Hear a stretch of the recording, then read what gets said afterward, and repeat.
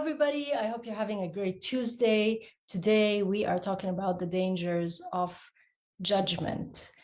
Each one of us has been guilty of this. We have judged another person, we have judged ourselves. Some of us continue to judge other people, sometimes without being aware of it, because it becomes this pattern of behavior, pattern of thinking that just goes on in the mind and it continues. And some of us judge others unintentionally sometimes. So speaking about judgment is an important topic because judgment not only affects our inner state of being, it affects our outside reality, it affects the way we show up in this world, it affects the way people connect with one another, and on a larger scale, it affects the overall consciousness and the way people connect across the globe with one another and the way we become in the future.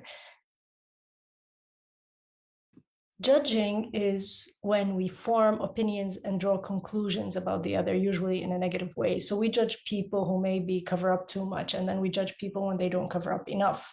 We judge people who speak differently than the way we do. We judge people who dress differently. We judge those who have a different lifestyle.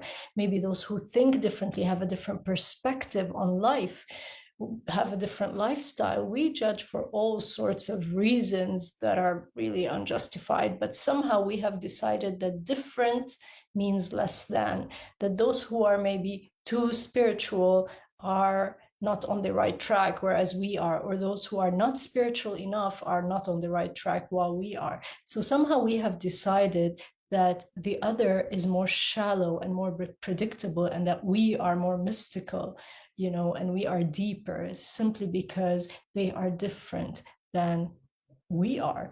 So this distance that we create between us and the other is actually formed by the ego. The soul would never look at another and say they are different, therefore they are less than. The soul always looks for connection instead of disconnection.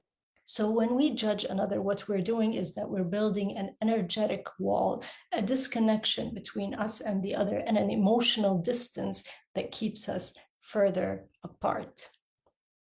This makes us forget who we really are. It disconnects us from source energy within us. It disconnects us from ourselves as manifestations of God on this planet. It disconnects us from our essence and also from ourselves, from our truth. So why do we judge others? First of all, we judge others because we actually judge ourselves. And that is mainly because of the state of being that we are in. Our inner state of being is the lens through which we see the outside world. When we're looking at the outside world, we're looking through a certain perspective, and that certain perspective is formed by that inner state of being. So what is the inner state of being, really? The inner state of being is the accumulation of the thoughts and the feelings through which we see the world, the thoughts and the feelings that go on inside our inner world. And this is the lens through which we see the outside. So our thoughts, let's say, for example, if we were to think of thoughts as the language of the mind and feelings as the language of the body and the heart. So when your thoughts and your feelings are running together, they form your inner state of being. And then you simply wear the state of being as glasses and you decide, this is how I see the world. And the world is simply a reflection of your inner state of being. And you don't really always decide that. Sometimes you really, or most of the time, you are unaware that this is how you're seeing the world, and that the way you view the world is biased because it's only a reflection of your own perspective, forgetting that others are different. Others may see things in a different framework. So let's say you're judging somebody else because of their lack of self-worth. So, for example, if there's a woman who is in an abusive relationship, but she's not leaving that relationship, so your judgment would be like, oh my God, she has such low self-worth and she's still continuing to be in that relationship. She must really have low self-worth. So even if your judgment is true, remember that you're still forming an opinion that through your own lenses of how you're seeing the situation. And the actual truth is that the fact that you're forming this judgment about self-worth is only stemming from your struggles with self-worth. Otherwise, you wouldn't have seen that in your outside reality. So we only see the scenarios in the outside reality which reflect something that we are still carrying on the inside. So you have to here go through this inner reflection, this process of inner reflection, where you have to look at your childhood. For example, maybe as a child you have been bullied at school and you struggle with self-worth. Maybe at work you struggled with self-worth. Maybe as a teenager you struggled with self-worth. And this is why the outside is bringing you a situation that is still reflecting that lack of self-worth that you may still be feeling. So instead of looking at her with the eyes of compassion, with the eyes of sympathy, or reaching out for help, or maybe sending her a prayer, or sending some love from your heart, instead you choose to judge that person as having low self-worth. Remember here that the truth of her situation is irrelevant. Whether she really lacks self-worth or she doesn't is not the point, and that's not relevant to what we're talking about here. We're talking about us forming opinions and why we do that, and where does that stem from in relationship to us, to our truth. To give you another example, if let's say you're someone who constantly judges others because of the way they dress, that's because you always fear judgment by others for the way you dress. That's because on some level, you are very self-conscious and you fear what other people would say about you if you dress in a weird way. People who are usually like this really care about the way they look, the way they show up in the world, and have this really precise attention to detail to make sure they are perfect so that others have nothing to say about the way they look except positive things. So when you're very self-conscious and you judge others for the way they look, it's because you struggle with that on a deep level, or maybe on a level that you're aware of. So this is just to clarify of how this works, how any outside scenario reflects what's going on inside of you. If you're judging others, for example, because you think they speak too loudly or laugh too loudly, it's because you also fear the judgment of others on some level, and you are self-conscious. If you judge others who are very rich or very happy, or if you see somebody who's doing great acts of charity, who is wealthy and who is sharing that wealth, sometimes let's say, if you are someone who's seeing the world through the lens of lack, you would judge them by saying, oh, look, they are greedy, they are flaunting their wealth, they must have, gained that money through fraudulent ways. So this is what you have the tendency to say when you see somebody like that. That means you are looking through the lenses of lack, because you yourself suffer from that lack. Can you see how this works? Can you see how the outside is a reflection of your inner state of being? So this is why we actually judge people. Now, when we judge people like that, and this is really a calling for us to observe our inner reality, what's going on within us, what needs healing, what needs to be looked at, what needs to be transmuted, what needs to be healed, what does the inner child within us need, what have we been through our childhood that actually led to these thinking patterns, what kind of limiting beliefs are we still holding, what kind of calcified ideas and thoughts are we still carrying around in our minds, and most importantly, why are we disconnected from our hearts? When we're living from the ego, that's when we make judgments. If you're living from the heart, there is no way you can make a judgment, because that's when the soul takes the reins. That's when the soul holds the reins and drives the thoughts and the emotions and the body.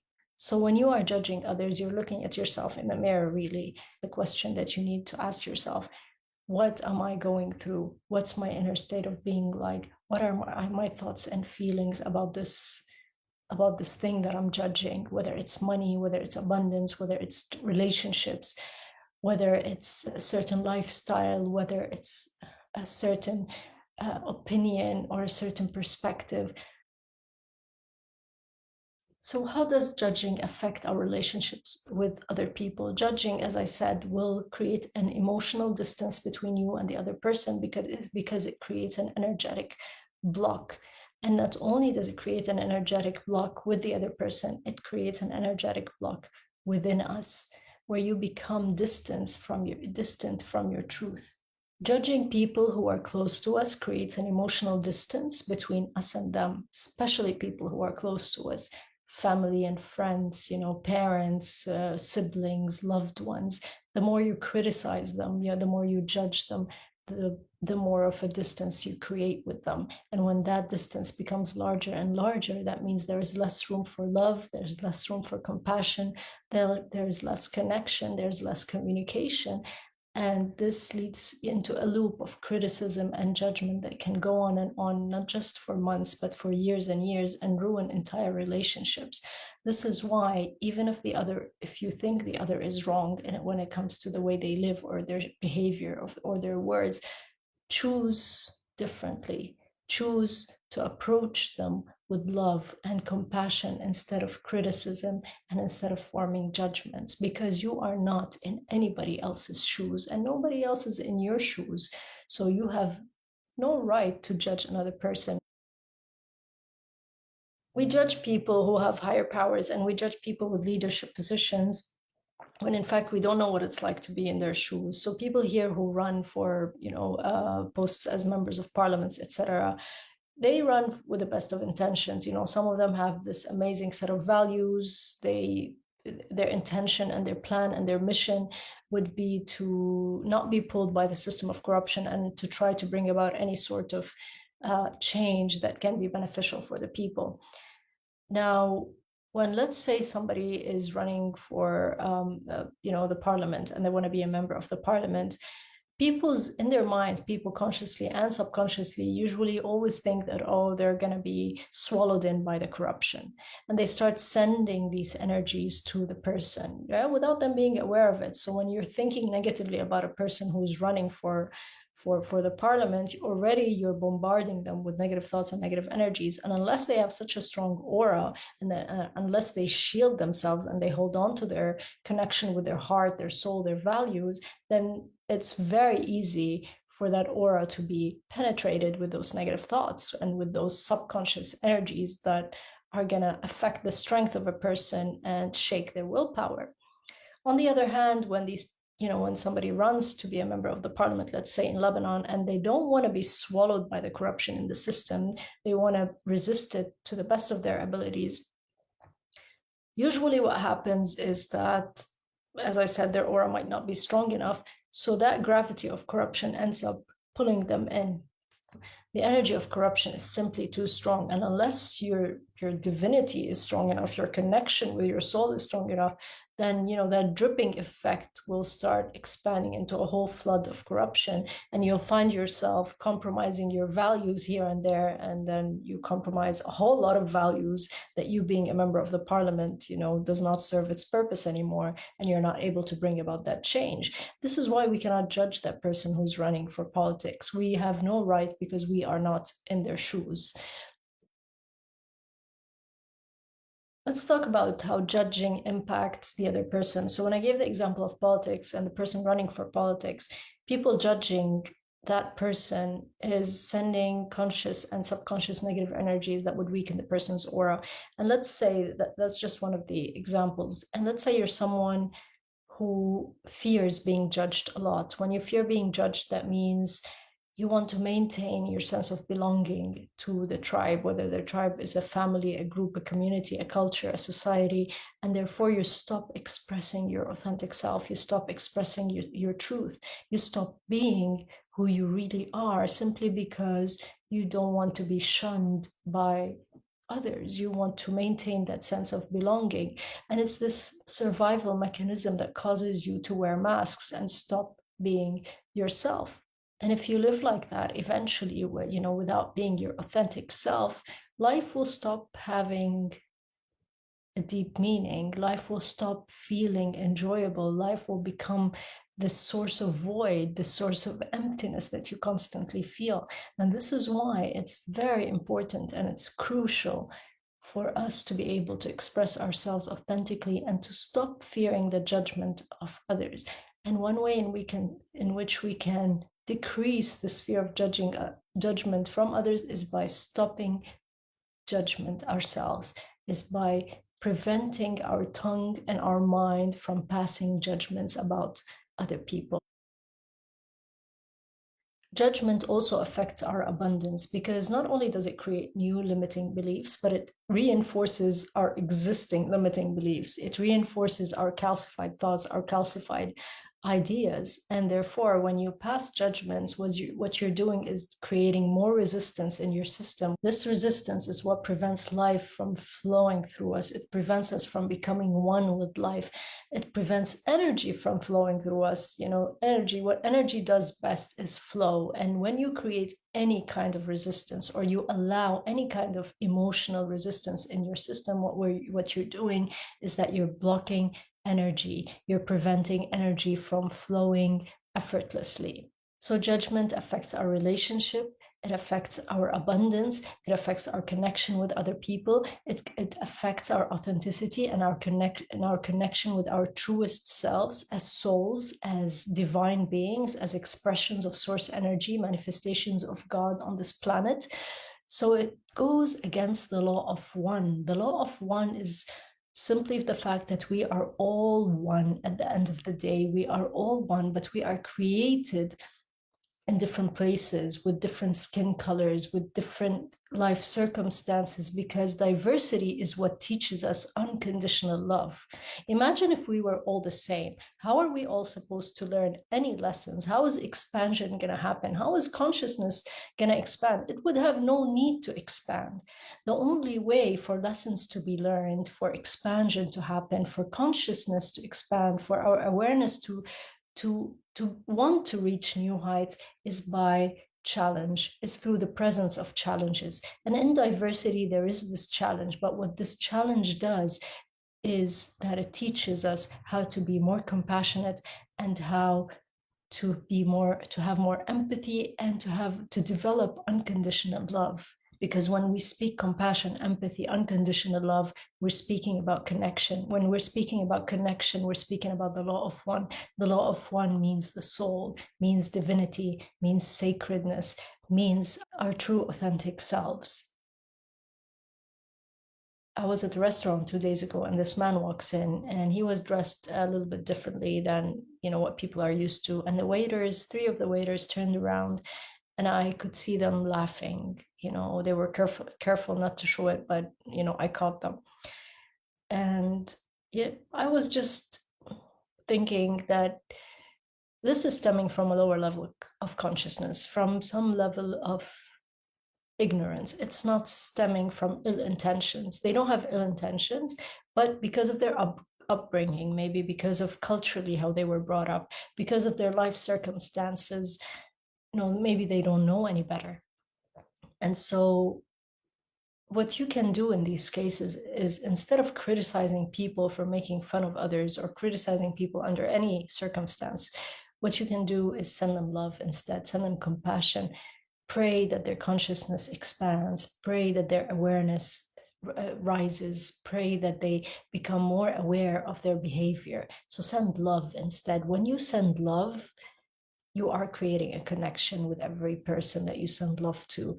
And this is the most divine way of actually resolving any situation, because love heals everything and love solves everything. And this is why living from the heart is so important.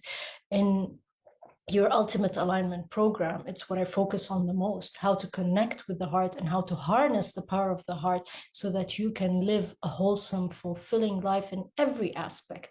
Living from the heart does not mean being naive, and does not go against logic and reasoning. Of course, we need brain and heart synchronization, but the powers of the heart are much more than the brain, simply because the heart is a living being. It's more than a tool. It's an entire being that's inside of us.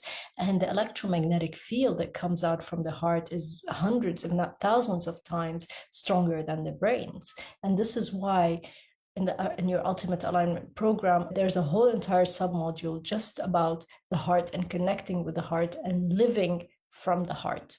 So this is why, when you feel like you are about to pass judgment, or you're about to make fun of somebody, or you're about to belittle somebody in your mind, not just like, this doesn't have to be only with words, it's just thoughts that cross our minds.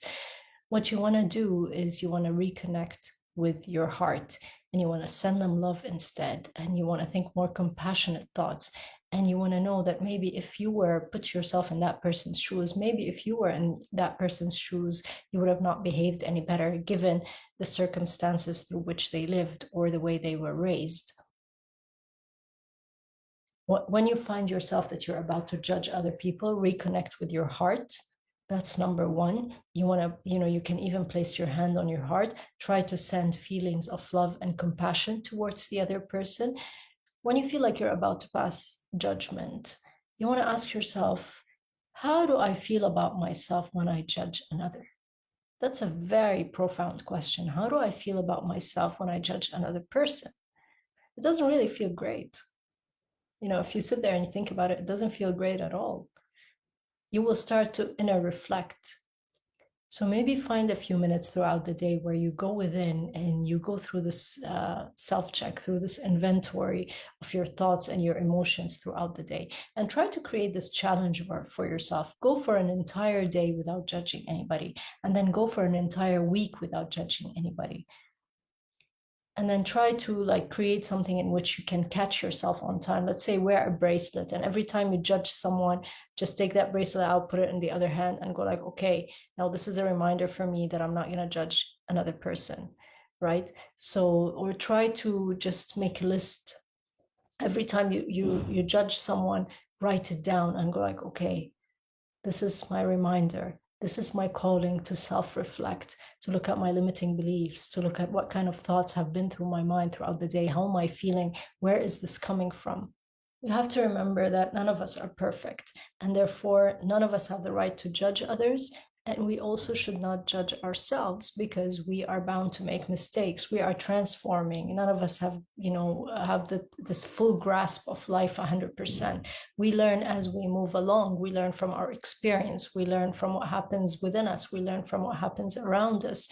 We learn from the people we meet because they are just mirroring to us what's going on inside us and showing us what we need to work on within us, what we need to heal, what we need to upgrade, what we need to transmute, what we need to change, how we can transform and become better. They're showing us what we can do to connect more with ourselves, with our souls. So each one of us has some dirt, darkness in our DNA because we carry our ancestors in our DNA. We carry all what they lived through, all what they've been through, and therefore each one of us is bound to have some darkness within. Our job is to learn how to take control of that darkness. Our job is to learn how to align with the light so that we can transmute that darkness. So do not be harsh on yourself when you make a mistake. Do not be harsh on yourself when you find yourself judging another. You don't want to self-sabotage. You want to have self-compassion and just be aware of what's going on within your system. Self-awareness is the key here so that you can change to the better. So the lesson here is to always choose love instead. Instead of judgment, choose love. Instead of resentment, choose love. Instead of self-sabotage, choose love. Instead of disconnection and judging difference, choose compassion, choose empathy, and choose love. I hope you enjoyed this video. If you have any questions, please leave them in the comment below and I'll be happy to answer them. Have a great week ahead, and I'll see you on Tuesday. Take care.